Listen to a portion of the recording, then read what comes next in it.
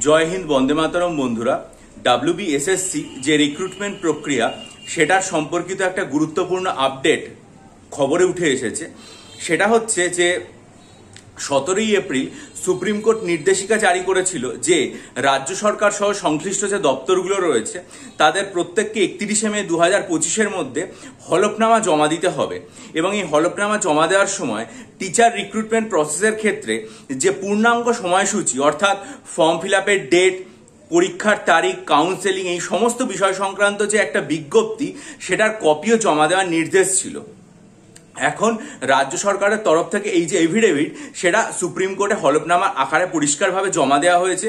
রাজ্যের তরফে যিনি officer on advocate on record ছিলেন তিনি 30শে মে 2025 দুপুর 12:30টার সময় একটা চিঠি এবং দুপুর 2:13 বিস্তারিত আন্ডারটেকিং হলফনামা সুপ্রিম কোর্টে দাখিল করেছেন।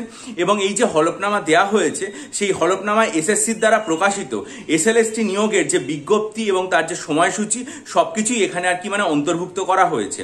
এবং এই যে নির্দিষ্ট সময়সীমা সেই সময়সীমার মধ্যে এই হলফনামা দেওয়াটা খুবই তাৎপর্যপূর্ণ ছিল এবং সেইটা যে করা হলো সেটা একটা খুব গুরুত্বপূর্ণ বিষয়। আমি আবার বলছি যে খবরে যেটা উঠে এসছে সেটা হচ্ছে রাজ্যের তরফ থেকে অ্যাডভোকেট অন রেকর্ড যিনি ছিলেন তিনি 30শে মে 2025 দুপুর 12:30টার সময় একটা চিঠি এবং দুপুর 2:13 এই বিষয়ে একটা বিস্তারিত আন্ডারটেকিং হলফনামা সুপ্রিম কোর্টে দাখিল করেছেন।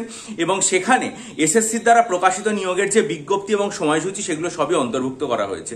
এটা খুব গুরুত্বপূর্ণ ছিল, তাই আপনাদের সাথে এটা শেয়ার করলাম। ভিডিওটা ভালো লাগলে লাইক করুন, বন্ধুদের মাঝে ছড়িয়ে দিন, আপনাদের মূল্যবান মতামত দিয়ে আমাকে ঋদ্ধ করবেন এবং অবশ্যই চ্যানেলটা সাবস্ক্রাইব করে বেল আইকন প্রেস করবেন। এবং আরআরবি এনটিপি সংক্রান্ত মক টেস্ট নিতে হলে ডেসক্রিপশন বক্সে দেওয়া যে ভিডিওটা রয়েছে যেখানে আমি 5টা মক টেস্ট সম্পর্কে বলেছিলাম সেটা দেখে ইমেলের মাধ্যমে যোগাযোগ করুন।